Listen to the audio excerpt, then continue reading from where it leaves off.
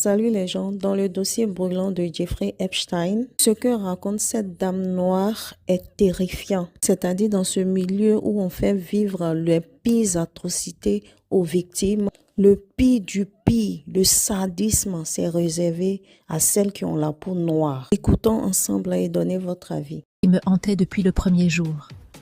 Pourquoi cette île échappe-t-elle aux lois du pays? Pourquoi personne ici n'est tenu responsable?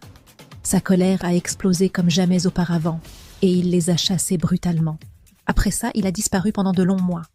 Il n'a pas demandé à me voir, n'a envoyé personne, comme si j'étais devenu un danger pour lui ou pour lui-même. Mais malgré tout ça, malgré la terreur qui vivait en moi, j'ai compris une chose.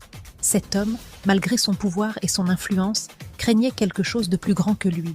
Il avait peur qu'on découvre qu'il avait brisé la règle de l'île, la règle de couleur, la règle de supériorité, la règle de qui mérite qui. Et le plus étrange, c'est qu'il était le seul à m'avoir donné une chance de m'en sortir plus tard. Maintenant, je vais dire quelque chose qui va choquer beaucoup de gens, mais c'est la vérité, notre vérité à nous.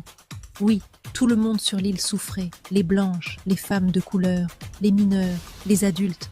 Mais il y avait une différence comme un mur qui divise la vie en deux. Si tu étais blanche, après 18 ans, ton tour était fini. Tu es grande maintenant. C'est comme ça qu'ils voyaient les choses. Tu retournes dans ton pays, tu te caches, ou on te laisse commencer une nouvelle vie sans comprendre ce qui t'est arrivé. Mais nous, les filles noires, non, ça n'a jamais été comme ça. Quiconque entrait sur l'île, son sort était scellé à cet instant.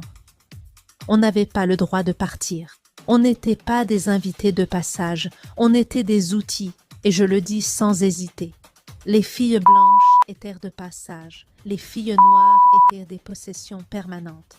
Oui, permanentes. Soit tu restais domestique à vie, soit on se débarrassait de toi, car pour eux, une fille noire n'avait ni famille pour la réclamer, ni médias pour la chercher, ni ambassade pour enquêter.